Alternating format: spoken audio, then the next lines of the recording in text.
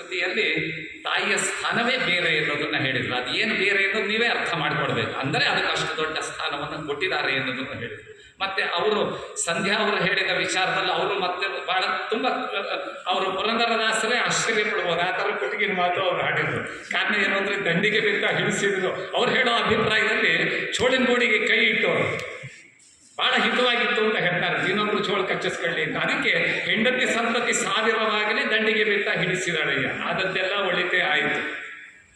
ಒಂದು ಲೈನ್ ನೀವು ಬಿಟ್ರಿ ಅದನ್ನು ವಿಭಾಗ ಹೊರತು ಈ ಕಡೆ ವಿಭಾಗಕ್ಕೆ ಅವರು ಪೂರಕವಾಗಿ ಮಾತಾಡ್ತಿದ್ದಾರೇನೋ ಅಂತ. ಆದರೂ ಮತ್ತೆ ತಕ್ಷಣ ಅವರು ಆ ಕಡೆಗೆ ಹೋಗಿ ಅದಕ್ಕೆ ಸ್ಪಷ್ಟೀಕರಣವನ್ನು ಹೇಳಿಬಿಡ್ತೀನಿ. ಬಿಳಿ ಕುರ್ಚಿಲಿ ನಾವು ಕೂತಿದ್ದೇವೆ, ಅಷ್ಟರಲ್ಲೇ ಗೊತ್ತಾಗುತ್ತೆ ತುತ್ತು ಏನು ಅಂತ. ಕರಿ ಕುರ್ಚಿ ಅವ್ರಿಗೆ ಕೊಟ್ಟಿದ್ದಾರೆ, ಮುತ್ತು ಏನು ಅಂತ ಗೊತ್ತಾಗುತ್ತೆ. ಒಂದು ಪದ ನಾವು ಕಲ್ತಿಲ್ಲ, ಆದರೆ ನಮ್ಮ ತಮ್ಮ ತಂಗಿ ಹಾಡೋದನ್ನು ನಾವು ಕೇಳಿದ್ವಿ. ನಾ ಕರಿಯಳೆಂದು ನೀ ಚೆರಿಯಬೇಡ ಬಿಳಿ ಗೆಳತಿ ಗರ್ವದಿಂದ, ಕಪ್ಪಿಗಿಂತ ಬಿಳಿ ಬಣ್ಣ ಹೆಚ್ಚು ಹೇಳಾವ ಹಿರಿಮೆಯಿಂದ, ಬಿಳಿಯ ಮೋಡ ನೀಡುವುದು ಧರೆಗೆ ಬರೀ ಬೆಳಗು ಅಂದ ಚಂದ, ಇಳೆಗೆ ಮೋಡ ಮಳೆ ಬರುವುದಕ್ಕೆ ಕರಿ ಮೋಡ ಮಾತ್ರದಿಂದ, ಕರಿಯಳಾದರೂ ಉದಯ ನಾನು ನೀನಿರುವೆ ಅಸ್ತಮಾನ, ದೇಶಕ್ಕೆ ಬಣ್ಣ ದೇಹಕ್ಕೆ ಬಣ್ಣ ಆತ್ಮಕ್ಕೆ ಯಾವ ಬಣ್ಣ, ನಾ ಬಿಳಿಯ ಹಾಳೆ ನೀ ಕಪ್ಪು ಮಸಿಯು ಆಗೋಣ ಪ್ರೇಮ ಕವನ. ಎಷ್ಟು ಸೊಗಸಾಗಿದೆ. ಹಾಗಾಗಿ ಕಪ್ಪಿನಿಂದನೇ ಬಿಳಿ, ರಾತ್ರಿ ಕತ್ಲಾದ್ರೆ ಬೆಳಿಗ್ಗೆ ಬೆಳಗಾಗೋದು.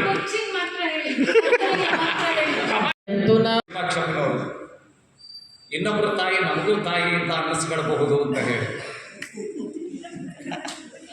ಆದರೆ ಇನ್ನೊಬ್ಬರ ಹೆಂಡತಿ ನಮಗೆ ಹೆಂಡತಿ ಆಗೋದಕ್ಕೆ ಸಾಧ್ಯ ಇಲ್ಲ ಅಂತ ಹೇಳಿ ಅದು ಮತ್ತೆ ಬೇರೆ ಬೇರೆ ಅರ್ಥನೂ ತಗೊಳುತ್ತೆ. ಇನ್ನೊಬ್ಬರ ತಾಯಿ ನಮಗೆ ತಾಯಿ ಆಗಬಹುದು ಅಂತ ಅಂದರೆ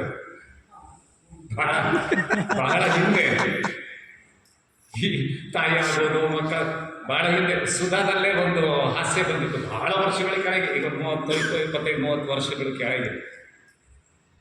ಬಸ್ಸಿನಲ್ಲಿ ಎಲ್ಲರೂ ಪ್ರಯಾಣ ಮಾಡ್ತಾ ಇದ್ದಾರೆ. ತುಂಬ ಬಸ್ಸೆಲ್ಲ ರಶ್ ಆಗಿದೆ. ಎಲ್ಲರೂ ಅವರವ್ರ ಜಾಗದಲ್ಲಿ ಕೂತಿದ್ದಾರೆ. ಯಾರೋ ಒಬ್ಬ ಬಂದ ದಾಂಡಿಗ ಬಂದು ಯಾರೋ ಒಬ್ಬರನ್ನೊಬ್ಬ ಸಣ್ಣಕ್ಲು ಕೂತವನನ್ನು ಎಳೆಯ ಮೇಲೆ ಎಂದ. ಅವನು ಎಲ್ಲ ನಾನು ಮೊದಲು ಕೂತಿದ್ದೀನಿ, ನಾನು ಯಾಕೆ ಹೇಳೋದು ಅಂತ ಅವನು ಅಂದ. ಅದನ್ನು ಎಳೆಯ ಮೇಲೆ ಅಂತ ಇನ್ನೂ ಸ್ವಲ್ಪ ಜೋರಾಗಿ ಅಂದ. ಇವನು ಹೇಳಲಿಲ್ಲ. ಕೊನೆಗೆ ಅವನು ಜೋರಾಗಿ ಹೇಳಿದ, ನಾನು ಯಾರು ಗೊತ್ತಾ, ನಾನು ಹುಲಿ ಮಗ. ಇಡೀ ಏರಿಯಾಕ್ಕೆಲ್ಲ ಗೊತ್ತಿದೆ, ರಾಜ್ಯಕ್ಕೆ ಗೊತ್ತಿದೆ, ದೇಶಕ್ಕೆ ಗೊತ್ತಿದೆ, ನನ್ನನ್ನು ಎಲ್ಲರೂ ಹುಲಿ ಮಗ ಅಂತ ಕರೀತಾರೆ, ಹೇಳ ಮೇಲೆ ಅಂತ ಅಂದ. ಅವನಿಗೆ ಭಾಳ ಹೆಮ್ಮೆ ಅದನ್ನು ನಾನು ಹುಲಿ ಮಗ ಅಂತ ಹೇಳ್ಕೊಡೋದು, ಆ ತುತ್ತಿನ ಬಗ್ಗೆ ಹೇಳ್ಕೊಡೋದು, ಹುಲಿ ಮಗ ಅಂತ ಅಂದ.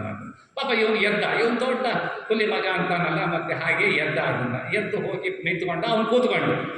ಆಮೇಲೆ ಈ ಎತ್ತಿದ್ದಲ್ಲ ಅವನು ಇಳಿಯೋ ಜಾಗ ಬಂತು, ಇಳಿದ ನಿಧಾನವಾಗಿ ಕಿಟಿಕಿ ಹತ್ತಿರ ಹೋದ. ನಿಧಾನವಾಗಿ ಕಿಟಿಕಿ ತನ್ನ ರೀತಿ ಒಳಗೇನೆ ಪ್ರತಿಪಾದನೆಯನ್ನು ಮಾಡಿದರು. ತಾಯಿಯೇ ಹೆಚ್ಚು ಅನ್ನೋದನ್ನು ಆ ತುತ್ತು ಕೊಟ್ಟ ತಾಯಿ ಬೆಳೆಸಿ ನಮಗೆ ಕೊಟ್ಟಿರೋದ್ರಿಂದ ಮತ್ತೆ ಮುಂದಿನ 25 ವರ್ಷ ನಮ್ಮನ್ನು ಅವ್ರು ಬೆಳೆಸಿ ಕೊಟ್ಟಿರೋದಕ್ಕೆ ಮುಂದಿನ 75 ವರ್ಷ ಅವ್ರು ನಮ್ಮ ಜೊತೆಗೆ ಇರ್ತಾರೆ ಅನ್ನೋದನ್ನು ಸಹ ಅವರು ಹೇಳಿದರು. ನಾನು ನಿರೀಕ್ಷೆ ಮಾಡಿದ್ದು ಅಯಸ್ಕಾಂತ ವಿಚಾರ ಇಟ್ಟುಕೊಂಡು ಅವರು ಅದನ್ನು ಹೇಳ್ತಾರ ಅಂತ ಹೇಳಿ. ಕಾರಣ ಅವ್ರು ಹೇಳಿದರು, ಅಯಸ್ಕಾಂತ ಹೆಂಡತಿ ಅಂದರೆ ಮುತ್ತು ಅಂದರೆ ಅಯಸ್ಕಾಂತ ಇದ್ದ ಹಾಗೆ ಅಂತ. ಹೌದು, ನೀವು ಹೇಳಬಹುದಾಗಿತ್ತು. ಏನು ಹೇಳಬಹುದಾಗಿತ್ತು? ಅಲ್ಲ, ಹೇಳಿದ್ರಿ, ಸೊಗಸಾಗಿ ಹೇಳಿದರು. ಈ ಒಳ್ಳೆ ಕಂಠ ಬರೋದಕ್ಕೆ, ಹಾಡೋದಕ್ಕೂ ಮಾತಾಡೋದಕ್ಕೂ ಒಳ್ಳೆ ಕಷಾಯ, ಶುಂಠಿ ಕಷಾಯ ಮಾಡಿಕೊಟ್ಟಿದ್ದು ಅವರಿಂದ. ಆದರೆ ಇಷ್ಟೆಲ್ಲ ಇದ್ದು ಯಾಕೆ ಅವ್ರು ಬರಲಿಲ್ಲ ಅಂತ ನನಗೆ ಅರ್ಥ ಆಗಿದೆ. ಇಷ್ಟು ಕೊಟ್ಟರು ಅವ್ರು ಮಾತಾಡ್ತಾರೋ ಇಲ್ವೋ ಅಂತ ವಿಶ್ವಾಸ ಇಲ್ವೋ ಏನೋ, ಏನೇ ಇರಲಿ. ಆದರೆ ಸೊಗಸಾಗಿ ನೀವು ಹೇಳಿದ್ರಿ. ಬೇರೆ ಬೇರೆ ವಿಚಾರಗಳೆಲ್ಲ ಬರುವಾಗ ಒಂದು ಒಳ್ಳೆಯ ಚಿತ್ರಗೀತೆಯನ್ನು ಉದಾಹರಣೆ ಕೊಟ್ಟು, ಏಕಾಂಗಿ ಆಗಿರಲು ಕೈ ಹಿಡಿದೆ ತಾಯಂತೆ ಬಳಿ ಬಂದೆ, ಭಾಳ ಚೆನ್ನಾಗಿ ಹೇಳಿದ್ರು. ಆದರೆ ಅದನ್ನು ಹೇಳುವಾಗ ಒಂದು ಸ್ವಲ್ಪ ಅವ್ರು ಆಲೋಚನೆ ಮಾಡಬೇಕಾಗಿತ್ತು. ಆ ಹಾಡಲ್ಲೇ ಇವ್ರ ಕಡೆಗೆ ಬಂದುಬಿಟ್ರಿ ನೀವು ಅದನ್ನು. ಇಷ್ಟೇ, ಏಕಾಂಗಿಯಾಗಿರಲು ಬಳಿ ಬಂದೆ, ತಾಯಂತೆ ಬಳಿ ಬಂದೆ, ಏಕಾಂಗಿಯಾಗಿರಲು ಕೈ ಹಿಡಿದೆ ತಾಯಂತೆ ಬಳಿ ಬಂದೆ. ಅದನ್ನು ಹಾಗಾಗಿ ಅವರಿಗೆ ತಾಯಿಯ ಕೊರತೆ ಕಾಡ್ತಿತ್ತು, ಅದಕ್ಕೆ ಬಳಿ ಬಂದೆ. ಆ ಕೊರತೆ ಕಾಡದೇ ಇದ್ದಿದ್ರೆ ಅದನ್ನು ಹೇಳ್ತಿತ್ತು. ಅವ್ರು ತಮಾಷೆಗಳದು. ಆ ಕೊರತೆ ಕಾಡದೇ ಇದ್ದಿದ್ರೆ ಅವ್ನು ಹೇಳ್ತಿದ್ದೋ ಇಲ್ವೋ ಯಾರಿಗೆ ಗೊತ್ತು.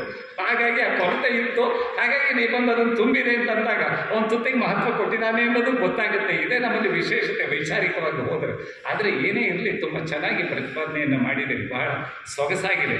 ನೀವೊಂದು ವಿಷಯವನ್ನು ಅದರೊಳಗೆ ಹೇಳ್ತಾ ಭಾಳಷ್ಟು ಆ ತಾಯ್ತನದ ಇದರೊಳಗೆ ವಿಚಾರನೂ ನೀವು ತಳ್ಳಿ ಹಾಕಲಿಲ್ಲ.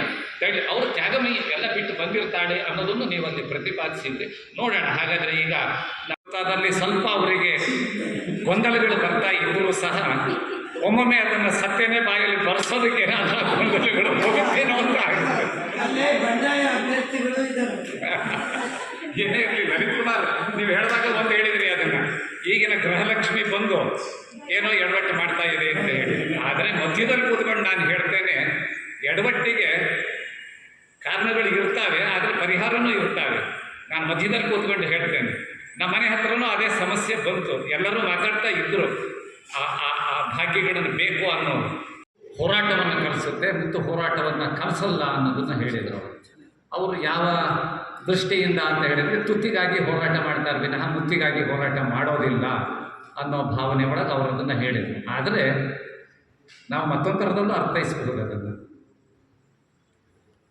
ತುತ್ತು ಹೋರಾಟವನ್ನು ಹತ್ತಿಕ್ಕುತ್ತೆ, ಮುತ್ತೆ ಹೋರಾಟವನ್ನು ಮಾಡಿಸುತ್ತೆ ಅನ್ನೋದು ನಮಗೆ ಮಹಾಭಾರತದಲ್ಲಿ ಅರ್ಥ ಆಗುತ್ತೆ. ರಾಜಿ ಮಾಡಿ ಕೃಷ್ಣ ನೀನು ಹೋಗಿ ರಾಜಿ ಮಾಡಿಸ್ಕೊಂಡು ಬಾರಪ್ಪ, ಆ ಕಡೆಗೂ ಸಾವು ಬೇಡ ಕುಂತಿ ಹೇಳ್ತಿದ್ರು. ತುತ್ತು ಹೋರಾಟ ಬೇಡ ಅಂತಿತ್ತು, ಹೋರಾಟ ಬೇಕೇ ಬೇಕು ಅಂತ ಹೇಳಿದ್ದು ದ್ರೌಪದಿ ಮುತ್ತು.